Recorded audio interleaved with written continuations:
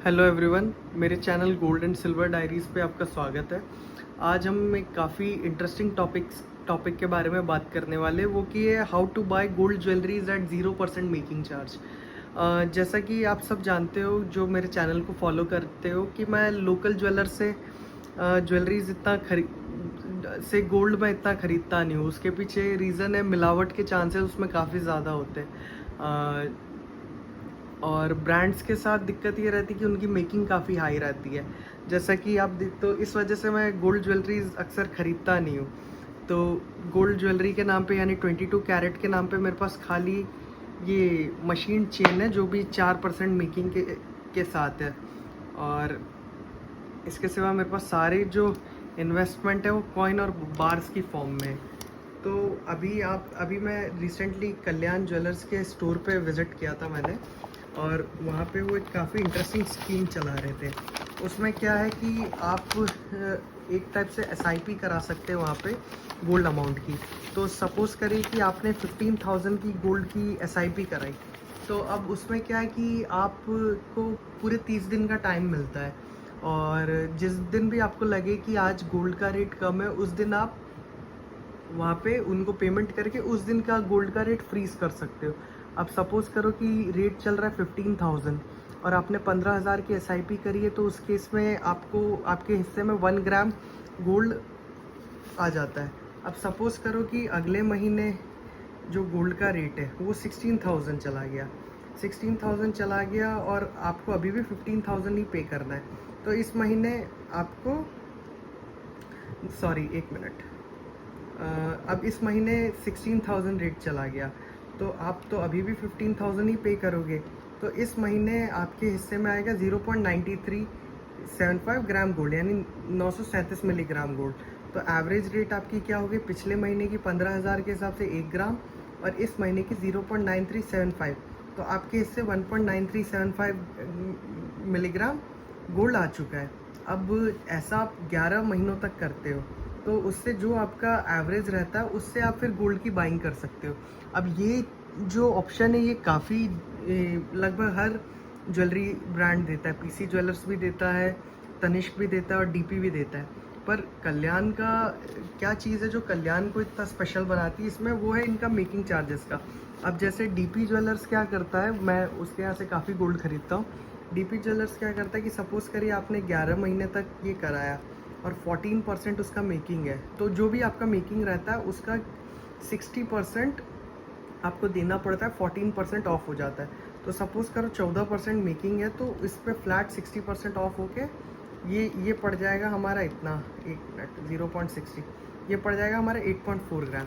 अब जैसे ये मैंने असल में, हाँ, पर अब इसी की जगह कल्याण को क्या स्पेशल बनाता है कि उनके यहाँ पे 19.5% की मेकिंग तक पे आपको फ्लैट 0% का डिस्काउंट मिलता है, यानी कि उस पर मेकिंग बिल्कुल नहीं लगेगी। अब इसमें आपको क्या करना रहता है कि हर महीने जाके वहाँ पे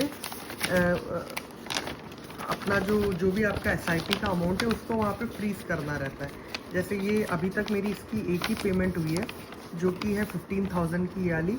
तो उस दिन 22 कैरेट का रेट चल रहा था 1.31।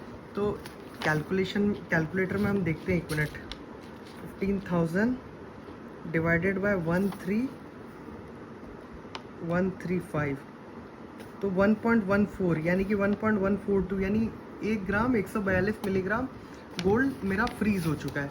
और ये दोनों मैं एक ही साथ करा के आया था, ये मेरा हो गया और ये मेरी वाइफ का हो गया। यहाँ पे भी एक दूसरा हो गया, ये 1.14,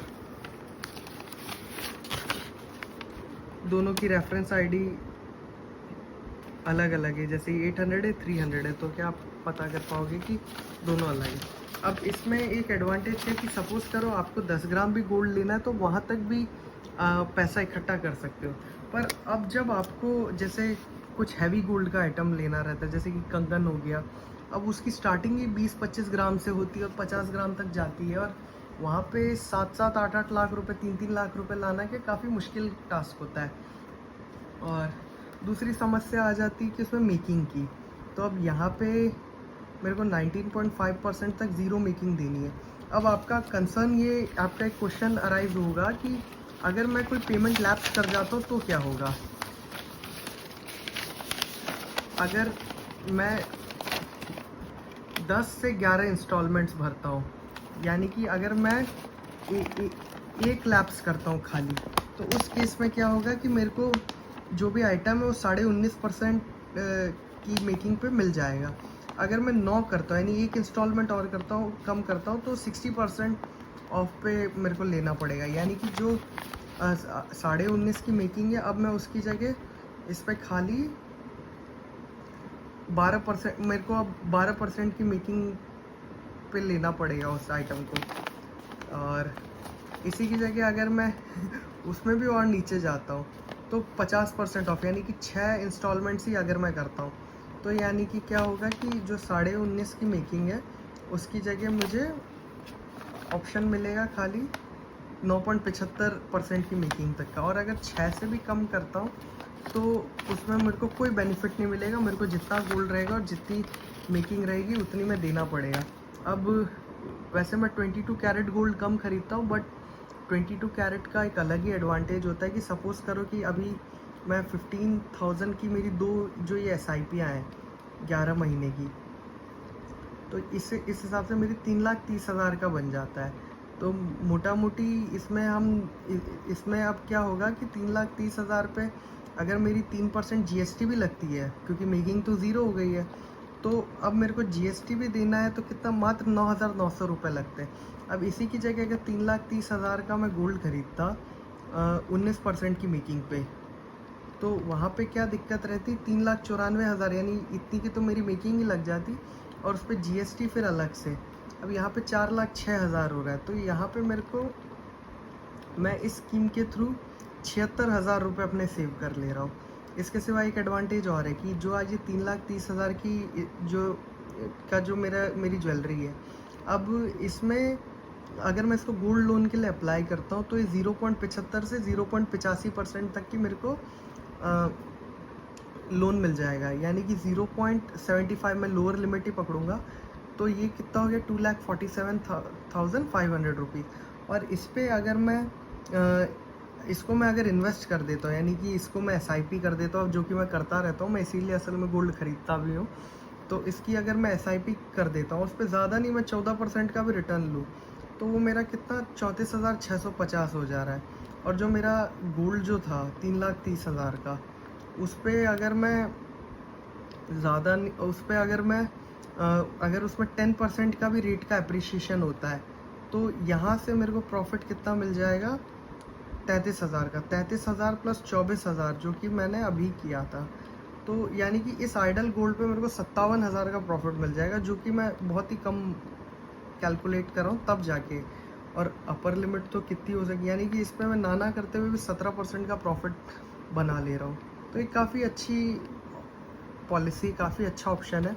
और गोल्ड, चूँकि मैं एक स्टॉक ट्रेडर हूँ, तो मैंने गोल्ड ख़रीदना भी इसलिए चालू किया था कि अगर कल को मैं बैंकरप्सी मेरी फाइल करूँ, कि अगर कल को मेरे पास और कोई ऑप्शन नहीं बचा कि मैं इतना पैसा मैं कहाँ से चुकाऊँ लोगों का जो मैंने ले रखा है, तो उस केस में ये गोल्ड मुझे हेल्प करेगा, जो कि वैसा कभी होने नहीं वाला। मैं गैम्बल नहीं करता, मैं काफ़ी तरीके से इन्वेस्ट करता हूँ अपने पैसे को। और मैंने एक बहुत अच्छी किताब पढ़ी थी, रिच डैड पुअर डैड। उसके अंदर लिखा था कि जो गरीब आदमी है वो लेवरेज से लाइबिलिटीज़ खरीदता है, और जो अमीर आदमी है वो लेवरेज से एसेट बनाता है। तो आप इसका लेवरेज लेके इसका एसेट बनाओगे तो आप लाइफ में काफ़ी अच्छा कर सकते हो, काफ़ी आपकी फाइनेंशियल प्रॉब्लम्स ठीक हो सकती है। आगे मैं किस रेट पे गोल्ड को फ्रीज़ करता हूँ वो मैं वीडियो में डालता रहूँगा। इसके नाम की एक अलग सी प्लेलिस्ट बना रहा हूँ मैं, तो आप मेरे चैनल को सब्सक्राइब कर लेना और आगे की वीडियो ज़रूर देखना। और आप मेरी वीडियो पे कमेंट ज़रूर करा करो, क्योंकि क्या, इससे मेरे चैनल को रीच अच्छी मिलती है और मेरा क्या मोराल और मोटिवेशन भी हाई रहता है। Okay, thank you everyone.